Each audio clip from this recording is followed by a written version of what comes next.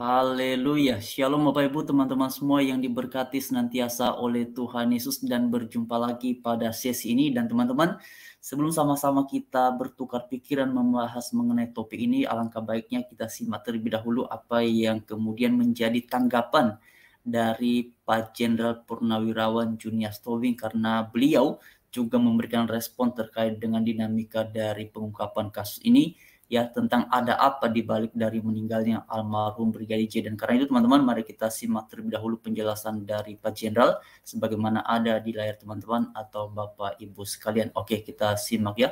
Di sini beliau memberikan penjelasannya sebagai berikut. Jadi begini, sudah banyak analisa yang dilakukan oleh para pemikir-pemikir lah, analisawan ya. Tapi mungkin ada satu hal yang menurut saya perlu juga menjadi bahan analisa. Tadi kan udah berapa banyak Pak Paul menyampaikan bahwa ada plan A, plan B, plan C, plan macam-macam lah. Tapi kalau menurut saya begini, ini skenario ini ada orang yang sengaja memframing supaya si Freddy Sambo itu mau membunuh. Iya. Makanya kalau kita berpikir intelijen, kejadian ini kan tidak mungkin tiba-tiba. Tapi kalau mau kita pikir intelijen, coba dilihat dari rangkaian kegiatan-kegiatan yang hampir sama persis dengan kejadian seperti ini.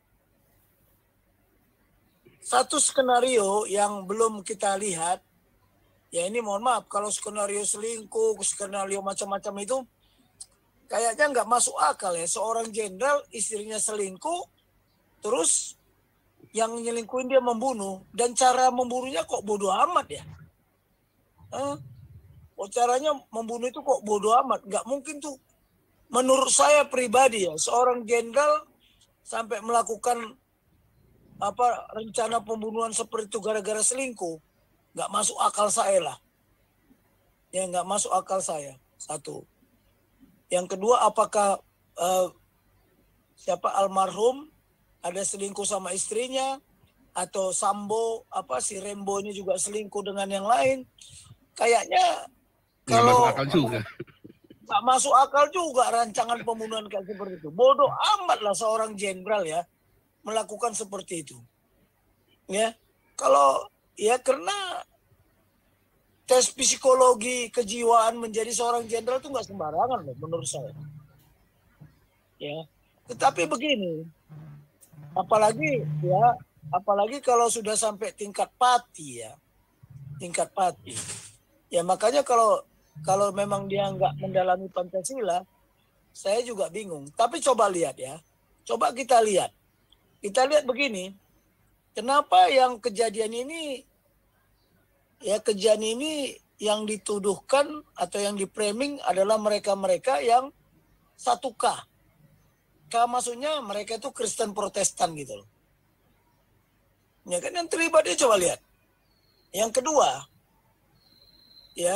kedua, menurut saya begini ya, mungkin di Zoom ini banyak ilmuwan ya, yang pakar-pakar ya, bahwa seorang itu menjadi seorang pembunuh, itu udah di-framing melalui apa? Coba nanti dibuka dulu Pak Paul, MK Ultra, main control. Ya, main control itu manusia itu bisa dikontrol. Ya, supaya dia menjadi pembunuh. Ini kasus-kasus begini banyak ini. Sebenarnya dia bukan pembunuh, tapi karena otaknya dikontrol melalui gelombang elektronika, itu bisa jadi pembunuh loh. Dan itu nggak aneh tuh.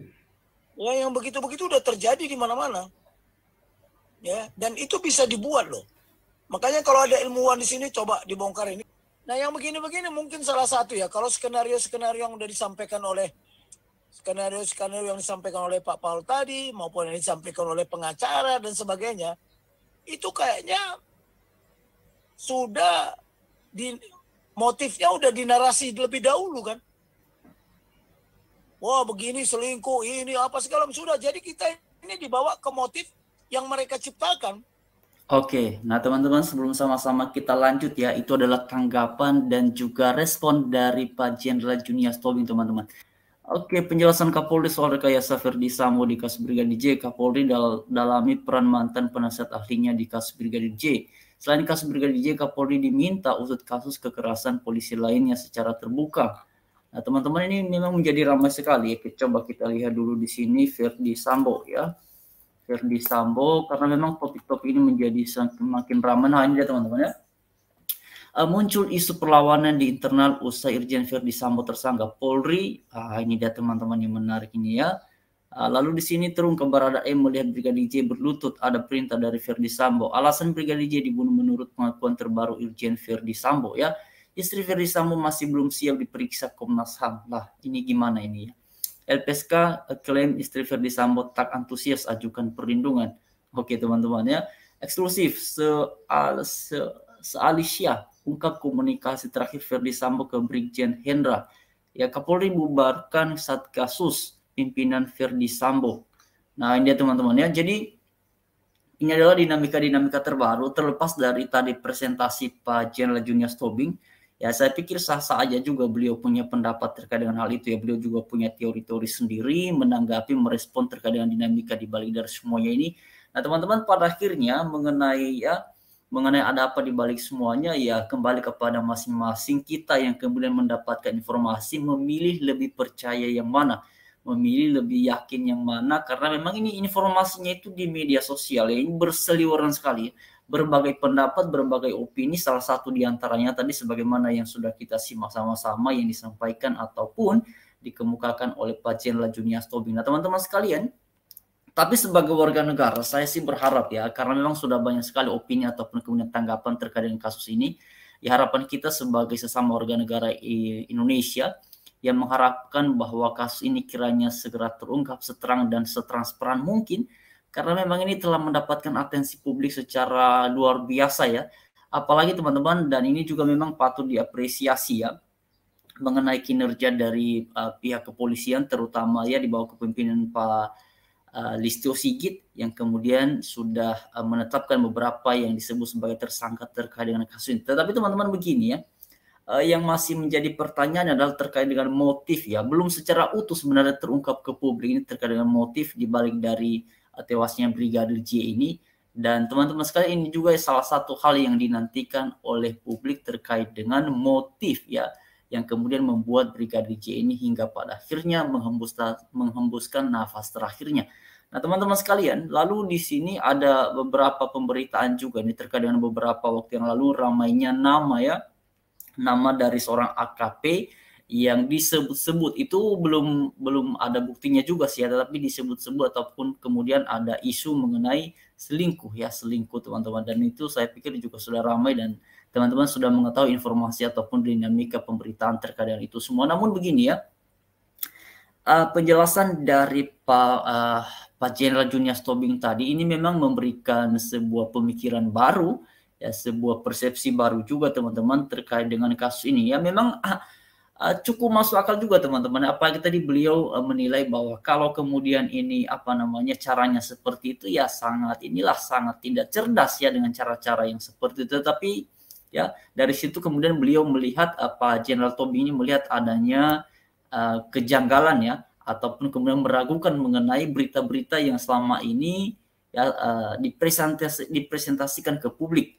Dan teman-teman memang ini kasus menjadi sangat menarik ya, karena saya jadi ingat juga mengenai penjelasan dari Pak Sahara di penjelasannya di siapa itu kalau nggak salah di Pak Hendo Firleso ya, yang kemudian juga berbicara mengenai beberapa hal yang sedikit teman-teman ada sedikit benang merah ataupun keserupaan lah terkait dengan apa yang disampaikan oleh Pak Jenderal Junius Tobing tadi, yang kemudian meragukan ya mengenai fakta di balik dari semuanya ini sebenarnya bagaimana sih ya. Kalau misalnya dikatakan bahwa si jenderal itu kemudian merencanakan semuanya ini di tempat yang segala macam, ya kalau kita lihat yang disampaikan oleh Pak Sahara beberapa waktu yang lalu itu ya meragukan juga mengenai hal seperti itu teman-teman. Ini memang opini-opini yang kemudian beredar di masyarakat ya. Dan itu teman-teman saya pikir hal-hal yang wajar itu memang karena orang masih bertanya-tanya ini kebenaran ataupun fakta di balik dari semuanya ini seperti apa dan bagaimana. Karena itu berbagai opini yang kemudian beredar dari masyarakat, saya melihat secara pribadi ya itu sesuatu yang sangat wajar sekali, termasuk mengenai respon ataupun tanggapan dari Pak Jela Junius Tobing tadi tentang MK Ultra itu teman-teman. Nah, apakah ini pada akhirnya memang akan segera terungkap? Ya kita tunggu saja nantinya hasilnya akan bagaimana dan seperti apa.